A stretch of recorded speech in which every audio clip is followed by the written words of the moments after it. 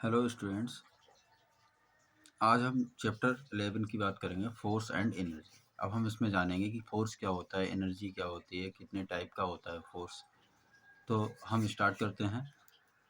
जैसे कि यहाँ लिखा, in previous class we shall study about pulling and pushing an object means applying a force on the object.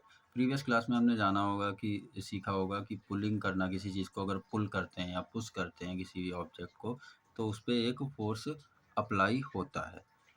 अब हम जानते हैं आगे। Most of actions that we perform in our daily life involve pushing और pulling sometimes. सब जितने भी action हम लगभग डेली लाइफ में करते हैं तो उनमें पुलिंग और पुशिंग कहीं ना कहीं इन्वॉल्व होता है। Force and energy. फोर्स क्या होता है? You know that force is a push और पुल। हम जानते हैं कि फोर्स क्या होता है, किसी चीज़ को पुश करना या पुल करना, वो फोर्स होता है। A force change the way of object move. एक फोर्स जो होता है वो क्या कर देता है, किसी भी ऑब्जेक्ट के मूव को, उसके रास्ते को चेंज कर देता है।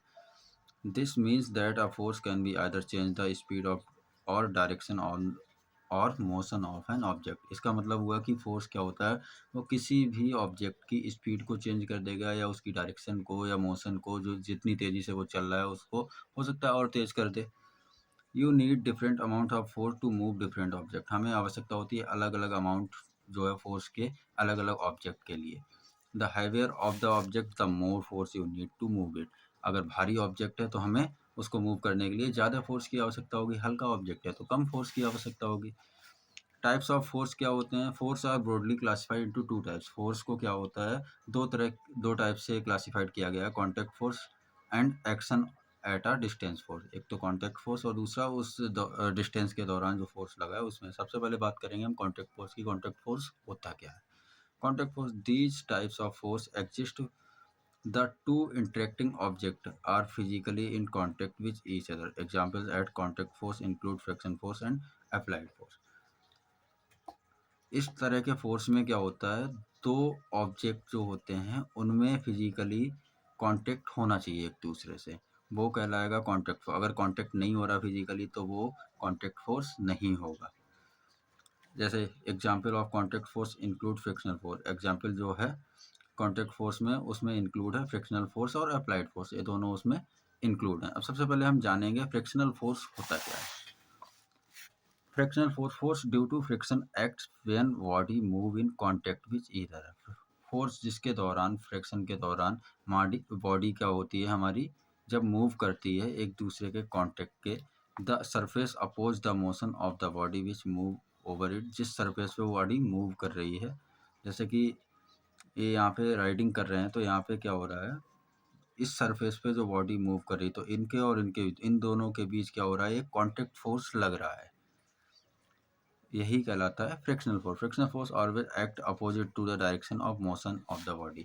फ्रिक्शन फोर्स हमेशा अपोजिट लगता है, कभी सीधा नहीं लगता है, उस बॉडी के अपोजिट लगता है। दूसरा है अप्लाइड फोर्स। अप्लाइड फोर्स क्या होता है? N applied force is force which is applied on an object by another object. Applied force एक ऐसा फोर्स होता है जो अप्लाइड होता है किसी भी ऑब्जेक्ट पर दूसरे ऑब्जेक्ट के द्वारा।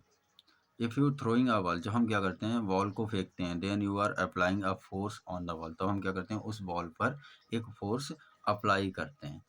अब बात करते हैं, दूसरा हमारा था action at a distance force. Action at a distance force क्या होता है? These types of force result when the two interacting objects are not physical contact with either. इस टाइप के फोर्स में दो इंटरेक्टिंग जो ऑब्जेक्ट हैं वो फिजिकली कांटेक्ट में नहीं आएंगे एक दूसरे से, but are able to exert or pull or push despite their physically separation. लेकिन वो पुल और पुश के लिए फिजिकली सेपरेशन अलग अलग रहेंगे। Examples of actions at the distance force are gravitational force, electric force and magnetic force. Examples जो हैं वो इस action at a distance force के, वो ग्रेविटेशनल फोर्स है, इलेक्ट्रिक फोर्स है एंड मैग्नेटिक फोर्स है। अब हम जानेंगे ग्रेविटेशनल फोर्स क्या होता है। This force is prevent in all object in the universe by the virtue of the weight each. ये फोर्स जो है वो पूरे हमारे जो यूनिवर्स है उसमें फैला हुआ है, सब में ग्रेविटेशनल फोर्स है। अगर ग्रेविटेशनल फोर्स ही नहीं होगा तो हम खड़े नहीं हो पाएंगे, हम भी हवा में उड़ेंगे। Each object in the universe pull other object. प्रत्येक ऑब्जेक्ट जो होता है यूनिवर्स में वो क्या करता है, पुल करता है दूसरे ऑब्जेक्ट को इस फोर्स के द्वारा।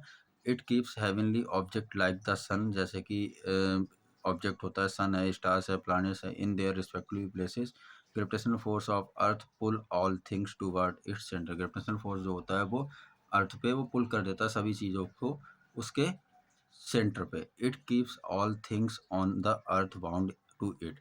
इसका मतलब हुआ कि सभी थिंग्स जो हैं, सभी चीज़ें जो हैं वो अर्थ पे वो बाउंड हैं, इससे बाउंड हैं। It causes object to drop the ground to the water to flow downhill. इसका कारण जैसे कि कोई भी चीज़ है जो ग्राउंड पर गिरती है वो गिरती है, या वाटर जो है वो फ्लो होता है हिल से नीचे की तरफ, वो सब इसी के कारण होता है। ग्रेविटेशनल फोर्स नहीं होगा तो ये कुछ नहीं होगा। अगर पेड़ से फल भी गिरेगा तो वो भी हवा में रह जाएगा। The gravitational force of an object is more. Gravitational force जो होता है किसी ऑब्जेक्ट का वो बहुत अधिक होता है। It has more weight. इसमें बहुत अधिक वेट होता है देन अनदर ऑब्जेक्ट, दूसरे ऑब्जेक्ट के अलावा। Again gravitational force between two object is more. जब ग्रेविटेशनल फोर्स जो होता है वो दो ऑब्जेक्ट के बीच अधिक होता है if they are nearer to one another and decrease the distance increase. तब क्या होता है, जो डिस्टेंस है वो इंक्रीज हो जाती है, डिक्रीज कम डिस्टेंस भी ज़्यादा हो जाती है। इलेक्ट्रिक फोर्स क्या होता है वो हम जानते हैं। The protons in the nucleus of an atom. Protons जो होते हैं वो किसी भी एटम के न्यूक्लियस में होते हैं।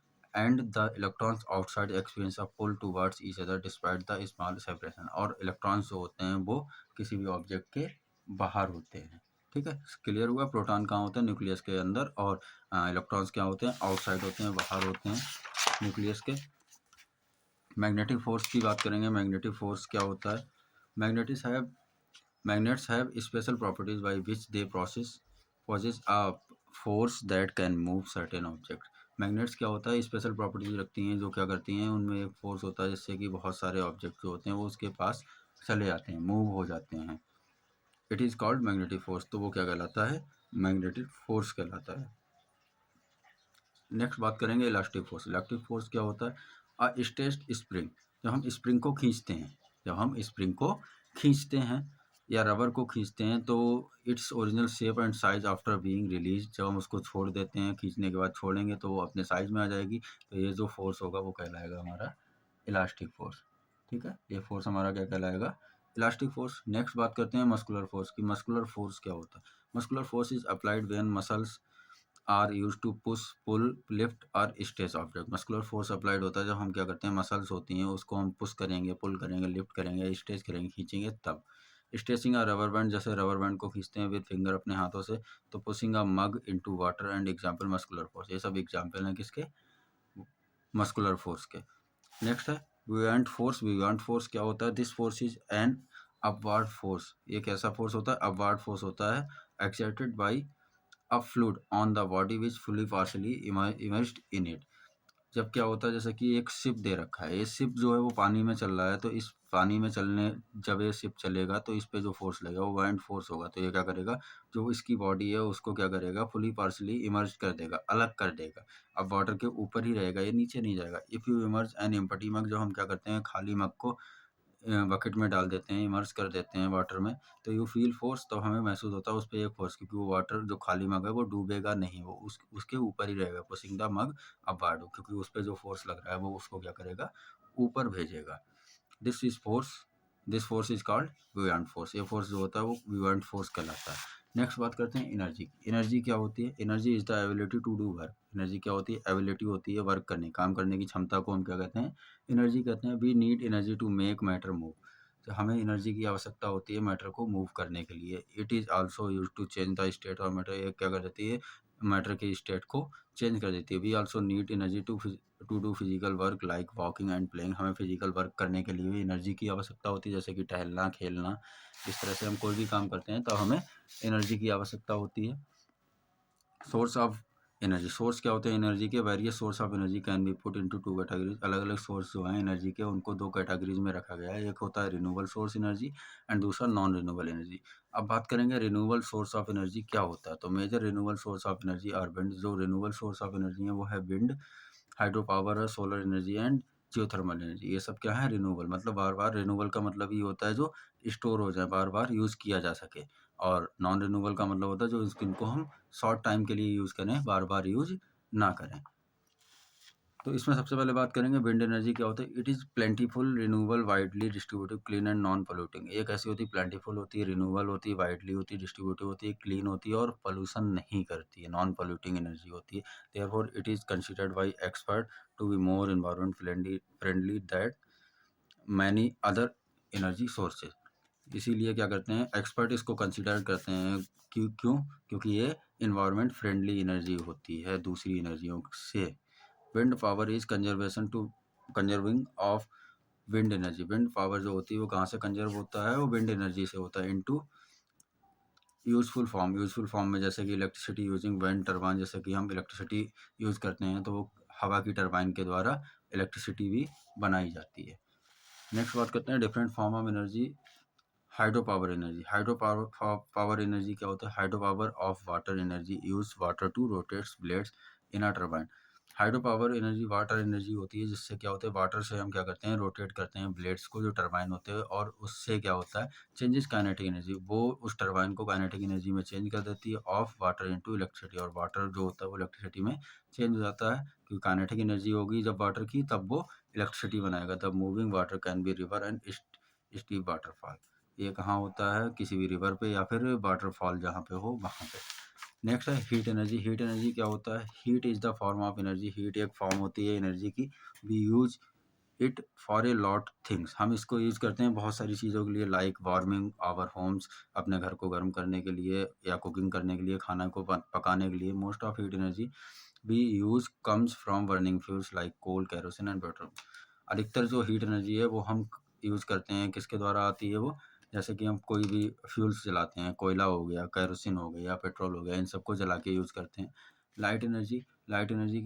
Light is a nature way of transferring energy. Light क्या होता है? एक नेचर वे होता है, नेचुरली तरीका होता है एनर्जी को स्पेस से पहुंचाने का, मतलब स्पेस के द्वारा एनर्जी को जमीन पे लाने का। Some sources of light energy. कुछ सोर्सेज हैं लाइट एनर्जी के जैसे sun, electric bulb, tube light and burning candles. ये सब हम उसके सोर्स हैं लाइट एनर्जी के। नेक्स्ट बात करते हैं साउंड एनर्जी। साउंड एनर्जी क्या होता है?